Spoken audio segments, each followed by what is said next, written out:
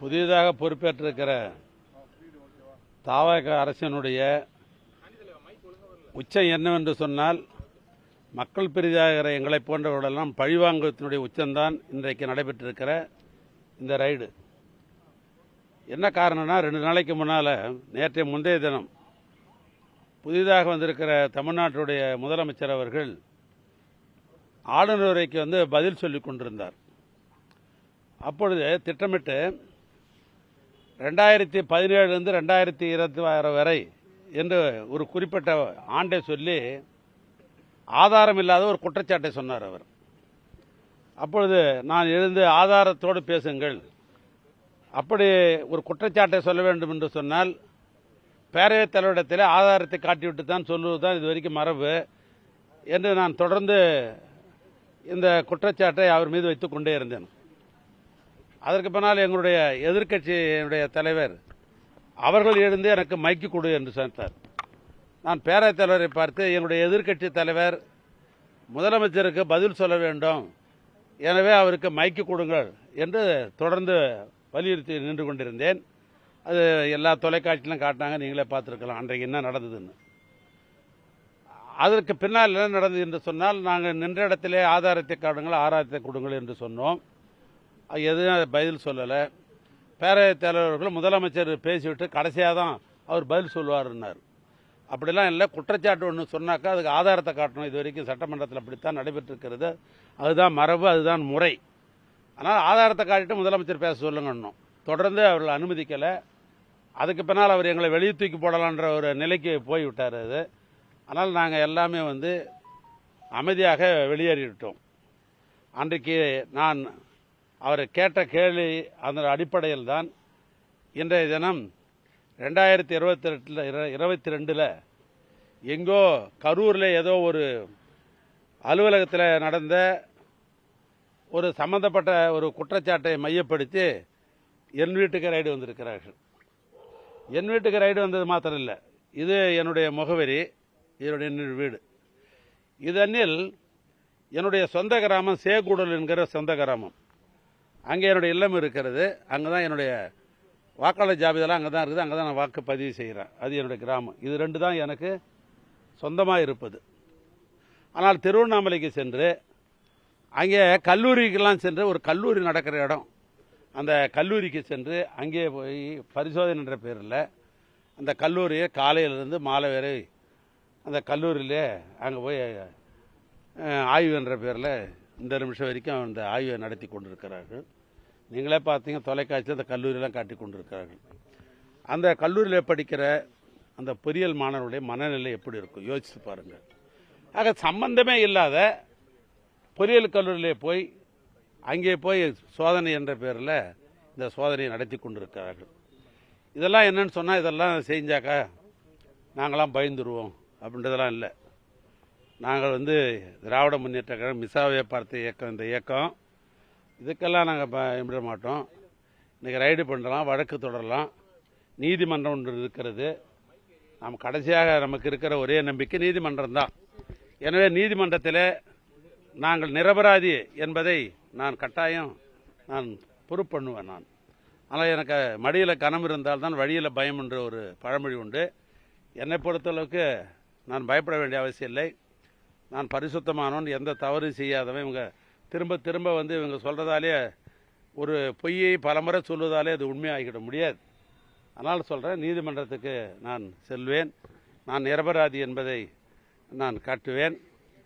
நான் திரும்பவும் சொல்கிறேன், எங்களுடைய இயக்கத்துடைய தலைவர் மிசாவிலே ஓராண்டு காலம் இருந்தார்கள், உங்களுக்கெல்லாம் தெரியும். அதுக்கு பின்னால் இந்த தமிழ்நாட்டில் மக்கள் விரும்புகிற ஒரு அற்புதமான அரசை, திராவிட மாடல் என்ற அடிப்படையில் நாட்டு மக்களுக்கு போய் சேர வேண்டிய அத்தனை திட்டங்களும் சேருகளுக்கு ஒரு அற்புதமான ஒரு அரசை நடத்தி காட்டியிருக்கிறார்கள். அதனால் எங்களுக்கு எந்தவித பயமும் இல்லை. நான் நீதிமன்றத்தில் நான் சந்திப்பேன். சார், 40 லட்சம் ரூபாய் கணக்கில் வராத ரொக்கம் பறிமுதல் செய்யப்பட்டிருக்கு, நிறைய ஆவணங்கள் பறிமுதல் செய்யப்பட்டிருக்கு அப்படின்னு சொல்லியிருக்காங்க. போகிறப்ப ஆப்பிள் மேக்ஸ் ஸ்டுடியோ எல்லாம் தூக்கிட்டு போயிருக்காங்க.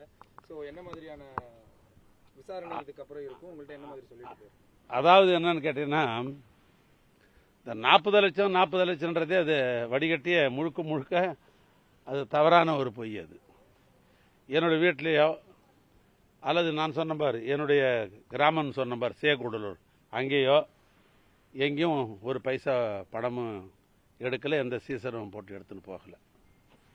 என்னுடைய அலுவலகத்தில் இருந்த கம்ப்யூட்டர்கள் பொதுவாக நான் அமைச்சராக இருக்கிற பொழுது துறை சம்பந்தப்பட்ட அறிக்கைகள் இங்கே தான் தயார் பண்ணி நான் கொடுப்பேன்.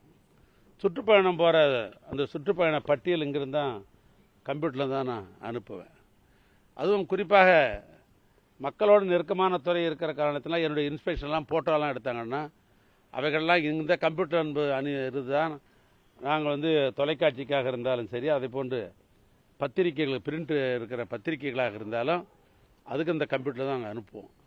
அதனால் இந்த கம்ப்யூட்டரில் ஏதோ இருக்கிறதை போல் இதை நாங்கள் சீஸ் பண்ணுவோம்னாங்க, தாராளமாக சீஸ் பண்ணி எடுத்துன்னு போங்க அப்படின்னு நாங்களே மனமும் தான் கையெழுத்து போட்டு சீசர் ஆர்டர் எடுத்துன்னு போக சொன்னோம். அந்த கம்ப்யூட்டரில் நான் சொன்ன மாதிரி இது பிரஸ் சம்மந்தப்பட்ட செய்திகளை தவிர, என்னுடைய அறிக்கை சம்மந்தப்பட்ட செய்திகளை தவிர அதில் எதையும் பதிவு இருப்பதற்கு வாய்ப்பு இல்லை. அதனால் நாங்கள் பார்த்துட்டு கொடுக்குறோம், நாங்கள் எடுத்துன்னு போகணும்னு சொல்லிட்டோம். குற்றம் சாட்டுவதற்கு ஏதுவான ஆவணங்கள் பறிமுதல் செய்யப்பட்டிருக்கு அப்படின்ற ஒன்றையும் அவங்க குறிப்பிட்டிருக்காங்க அவங்களுடைய செய்தி அறிக்கையில். இல்லை, குற்றச்சாட்டு சொன்னது என்ன, எங்கேயோ கரூரில் ஒரு சாலை போடப்பட்டது, அதற்காக ஏற்கனவே பில்லு போடப்பட்டிருக்கிறது, அதனால் அங்கே ஒரு தவறு நடந்திருக்கிறது, அந்த ஒப்பந்ததாருக்கு அமைச்சர் நேரடியாக தொலைபேசியில் தொடர்பு கொண்டு உதவி செஞ்சார் அப்படின்றது தான் அவங்க எஃப்ஐஆர் போடப்பட்டிருக்கிறது. இங்கிருந்து கரூர் எவ்வளோ தூரம் உங்களுக்கு தான் தெரியும். அங்கே ஒரு அலுவலகத்தில் ஒரு டெண்டர் நடத்தணுன்னாக்கா அங்கே இருக்கிற கோட்ட பொறியாளர் டி அவர்கள் தான் டெண்டர் நடத்துவாங்க. அதுக்குரிய ஆவணங்கள்லாம் அங்கே தான் இருக்க மொழி, அந்த டெண்டர் நடத்திய அலுவலகத்தில் தான் அந்த ஆவணம் இருக்க மொழிய அமைச்சர் இல்லத்திலேயோ அமைச்சர் அலுவலகத்திலேயோ அது சம்மந்தப்பட்ட இது எப்போதுமே இப்பயும் நடைமுறையில் அப்படி கிடையாது. டெண்டர் கோட்ட பொறியாளர் டி விடுறாருன்னா அது சம்மந்தப்பட்ட டாக்குமெண்ட் அங்கே தான் இருக்கும். அல்லது மேற்பொறியாளர் அதாவது எஸ்சி சூப்பரண்ட் இன்ஜினியர் அவர் ஒரு டெண்டர் விடுறாருன்னா அது அந்த அளவுக்கு தான் இருக்கும். ஏன்னா நெடுஞ்சாலைத்துறை பொறுத்தளவுக்கு டெண்டர் விடுகிற அதிகாரம் 2 பேருக்கு தான், ஒன்று டிக்கு இன்னொன்று எஸ்சிக்கு. அது மாதிரி டெண்டர் அதிகாரம் யாருக்கும் கிடையாது. அப்படி இருக்குமே என்று சொல்லலாம் ஆவணம் அந்த அலுவலகத்தில் தான் இருக்க மொழிய ஆவணங்கள் என்பது இது போன்ற ஆவணங்கள்லாம் பப்ளிக்குடைய பொது சொத்து அது. ஆனால் அந்த அலுவலகத்தில் இருக்குமே ஒழிய அது என்னுடைய இல்லத்திலே இருப்பதற்கு வாய்ப்பு இல்லை. அது போன்ற ஒன்று என்கிட்ட இருக்கிறதுக்கு வாய்ப்பு இல்லை. அதான் நான் சொல்லிட்டேன்னா அவங்களுடைய அதிகாரத்தினுடைய உச்சன்னு சொல்றேன்னே. ஜனநாயகத்தில் ஒரு சட்டமன்ற உறுப்பினர் சட்டமன்றத்தில் ஜனநாயக ரீதியாக கேள்வி கேட்பதற்கு எங்களுக்கு உரிமை உண்டு. ஒரு எதிர்கட்சினா கேள்வி கேட்க தான் வந்திருக்கிறோம். போற்றின்னு லாலி பாடுவதற்காக நாங்கள் வந்திருக்கிறோம். மக்கள் பிரச்சனை எதுவாக இருந்தாலும் கேட்பதற்கு தான் வந்துடும், கேள்வி கேட்க தான் செய்வோம். ஒரு குற்றச்சாட்டை ஆதாரம் இல்லாமல் குற்றச்சாட்டு சொல்லுங்கிற பொழுது ஆதாரத்துடன் குற்றச்சாட்டு சொல்லுங்க, ஆதாரத்தை கொண்டு ஸ்பீக்கர் கையில் கொடுங்க அப்படின்னு கேட்கறதுல என்ன உரிமை, என்ன தப்பு? அதுலேயும் நான் ஒரு மூத்த உறுப்பினர், 1984 சட்டமன்றத்துக்குள்ள நுழைஞ்சவன் நான், 7 முறை சட்டமன்ற உறுப்பினராக இருந்திருக்கிறேன் நான். அப்போ எனக்கு எவ்வளோ எக்ஸ்பீரியன்ஸ் இருக்கும், எவ்வளோடைய அனுபவம் இருக்கும். முதலமைச்சர் என்ன மாதிரி மக்கள் தொண்டு செய்துட்டு முதலமைச்சராக வந்திருக்கிறாரா? மொழிப்போருக்காக நான்லாம் சிறை போனவன், நான்லாம் மொழிப்போருக்காக சிறை போனவன், மக்களுக்காக பல்வேறு போராட்டம் நடத்தியிருக்கிறேன். பலமுறை மக்கள் போராட்டத்திற்காக நான் வேலூர் சிறைக்கு நான் போயிருக்கிறேன். ஆக நாங்கள்லாம் மொழி என்ற உணர்வோடும் திராவிடன் என்ற உணர்வோடும் பள்ளி பருவத்தில் இருந்து கல்லூரி பருவத்திலிருந்து நாங்கள்லாம் அப்படி தான் வாழ்ந்து கொண்டிருக்கிறோம். அதனால் இவர் புதுசாக ஒரு பதவிக்கு வந்திருக்காருன்றதுக்காக நாங்கள் எடுத்து கேட்டதுக்காக இப்படி ஒரு அதான் சொன்னேன், அதிகாரத்துடைய உச்சம் இன்னைக்கு என் வீட்டுக்கு ரைடு வந்திருக்கிறது. ரைட், நன்றி.